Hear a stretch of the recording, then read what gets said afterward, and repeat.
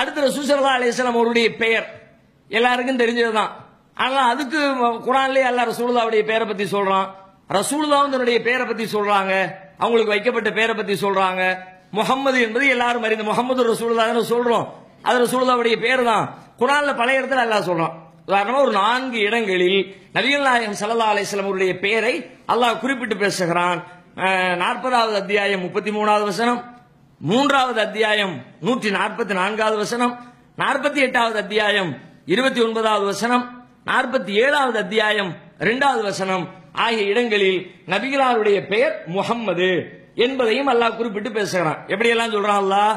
மா கான முஹம்மதுன் அபா அஹதின் மின் ரிஜாலிக்கும், முஹம்மது உங்களில் எந்த ஆணுக்கும் தந்தை இல்லை. வலாக்கிர் ரசூலுல்லாஹி வ காத்தமன் நபியீன், என்றாலும் அவர்கள் அல்லாஹ்வுடைய தூதராகவும் நபிமார்களின் முத்திரையாகவும் இருக்கிறார்கள் என்று சொல்லக்கூடிய இடத்துல முஹம்மத் உங்களில் எந்த ஆண்களுக்கும் தந்தை இல்லை, ரசூலுல்லாஹ்வுடைய பேர் முஹம்மது தான் என்ற வார்த்தையை அல்லாஹ் பயன்படுத்துகிறான்.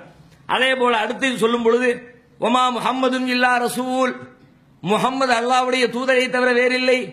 அது கலத்துமின் கபிலியுர் ருசுல், அவருக்கு முன்பு ஏராளமான தூதர்கள் வந்து சென்று விட்டார்கள். அவையும் மாத்தாவு குத்திலையும் கலபத்தும் அல்ல ஆகாபிக்கும், இந்த முகமது கொல்லப்பட்டாலோ இறந்து விட்டாலோ நீங்கள் வந்த வழிகளை திரும்ப சென்று விடுவீர்களா என்று கேட்கிற வசனத்திலே முஹம்மத் அல்லாஹ்வின் தூதராக இருக்கிறார்கள் என்று நபிகள் நாயகத்துடைய பெயர் முஹம்மது என்பதை அல்லாஹ் குறிப்பிட்டு பேசுகிறான்.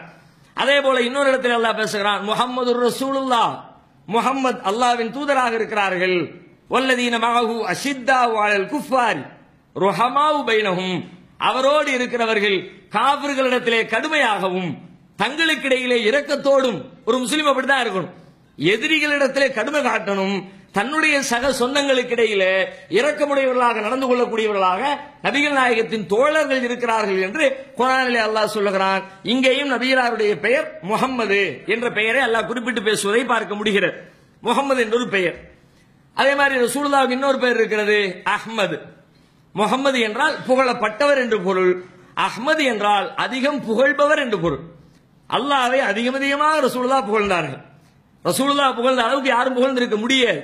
அந்த அளவுக்கு அதிகமாக ரசூல் ஸல்லல்லாஹு அலைஹி வஸல்லம் எப்பொழுது பார்த்தாலும் அல்ஹம்துலில்லாஹ் அல்ஹம்துலில்லாஹ், எல்லா புகழும் அல்லாஹ்வுக்கே என்று சொல்லி அல்லாஹ்வை அதிகமாக புகழ்ந்திருக்கிறார்கள்.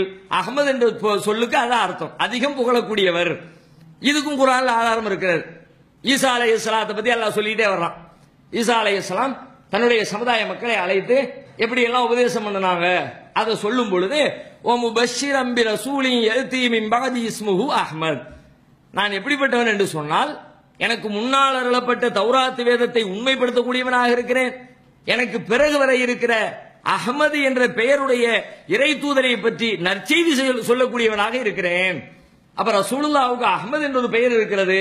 இது 61வது அத்தியாயத்தில் 6வது வசனத்தில் அல்லாஹ் குறிப்பிடுகிறான். இதை தாண்டி இன்னும் சில பெயர்களும் இருக்கிறது. ரசூலுல்லாஹே சொல்றாங்க, லீ ஹம்சத்து அஸ்மாயின், எனக்கு 5 பெயர்கள் இருக்கின்றன. ஆனா முஹம்மதுன், முஹம்மது என்ற ஒரு பெயர் இருக்கிறது. வா அஹ்மதுன், அஹ்மது என்ற ஒரு பெயர் இருக்கிறது. மாஹி, ரசூலுல்லாஹ்வுடைய பெயர்ல ஒரு பேர் மாஹி. ஆனா இப்ப அதெல்லாம் நம்ம தெரியவே இல்லை, நடப்புல பேர்ல கேள்விப்பட்ட ஒரு சொல்லா கூட இல்லை. முஹம்மதுங்கிற பேரை எல்லா இடங்களையும் வைக்கிறோம். இன்னும் சொல்ல போனா முகமது பேரை வச்சுட்டாலே சொர்க்கத்துக்கு பேர்லாம் நம்பிக்கைலாம் இருக்கிறது. அதனால தான் பேர் வைக்கும் போது எதை வச்சாலும் சரி, உமர்னு பேர் வச்சாலும் முகமது உமர் தான், அனஸ்னு பேர் வச்சாலும் முகமது அனஸ் தான். அந்த முகமதோட அந்த வார்த்தை சேருதா சேரல அதெல்லாம் கிடையாது, முகமதுங்கிறத சேர்த்துட்டா அப்படி ஒரு நம்பிக்கை இருக்கிறது. யாருடைய பெயரிலே முகமது என்பது இணைக்கப்பட்டிருக்கிறதோ அவருடைய உடலை நரகம் தீண்டாது அப்படிங்கிற அளவுக்கெல்லாம் கதையை கட்டி விட்டு அதிகமாக இந்த பேரை வைக்கிறாங்க. ரசூலுல்லாஹ்வுடைய பேரை வைக்கிறது வேற செய்தி.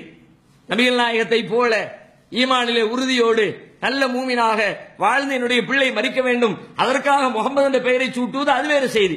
ஆனா பேரை வச்சுக்கிட்டாலே சொர்க்கம் பெயரலாம், பேரை வச்சுக்கிட்டாலே நரகத்திலிருந்து காப்பாற்றப்பட்டு விடலாம் என்ற நம்பிக்கை என்பது ஏற்புடையது அல்ல. அப்படியே இருந்தாலும் நபிகளாருடைய வேறு பல பெயர்கள் மக்களுக்கு அறிமுகத்திலே இல்லாமல் இருக்கிறது. மாஹின்னு சொன்ன உடனே இந்த பாண்டிச்சேரி மாதிரி சொல்லுவாங்க பார்த்தீங்கன்னா, காரைக்கால் ஏனா மாஹி, அதான் நினைவுக்கு வருது. ரசூலுல்லாஹ்வுக்கு மாஹின்னு ஒரு பேர் இருந்துச்சா நினைவுல இல்ல. ரசூலுல்லாஹ் சொல்றாங்க மாஹி, ஹாஷிர், ரசூலுல்லாஹ்வுடைய பெயர்கள் இன்னொரு பேர் ஹாஷிர் என்ற ஒரு பேர் ரசூலுல்லாஹ்வுக்கு இருந்திருக்கிறது.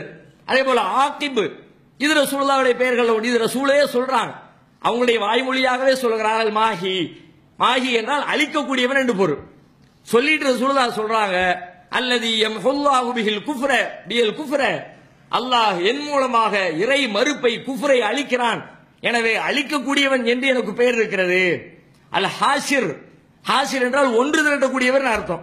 சொல்லிட்டு சொல்றாங்க அல்லதி யுஹ்ஷருன் நாசு அலா கதமி, என் பாதத்தின் கீழ், என்னுடைய தலைமையின் கீழ் மக்கள் ஒன்று திரட்டப்படுவார்கள், எனவே ஒன்று திரட்டக்கூடியவன் என்றொரு பெயர் எனக்கு இருக்கிறது. வானல் ஆக்கிப், ஆக்கிப் என்ற ஒரு பெயர் இருக்கிறது. ஆக்கிப் என்றால் கடைசியானவன் என்ற அர்த்தம். நபிமார்களில் கடைசியானவன், எனக்கு பிறகு இறை தூதர் கிடையாது, எனவே எனக்கு ஆக்கிப் என்ற ஒரு பெயர் இருக்கிறது. முஹம்மத், அஹ்மத், மாஹி, ஹாஷிர், ஆக்கிப் என்ற 5 பெயர்கள் நபிகள் நாயகம் ஸல்லல்லாஹு அலைஹி வஸல்லம் அவர்களுக்கு இருக்கிறது என்ற செய்தி நமக்கு கிடைக்கிறது. ஜுபைர் இப்னு முத்இம் ரலியல்லாஹு அன்ஹு அவர்கள் அறிவிக்கக்கூடிய இந்த செய்தி புகாரியிலே 3532வது ஹதீஸாக பதிவு செய்யப்பட்டிருப்பதை நாம் பார்க்க முடிகிறது.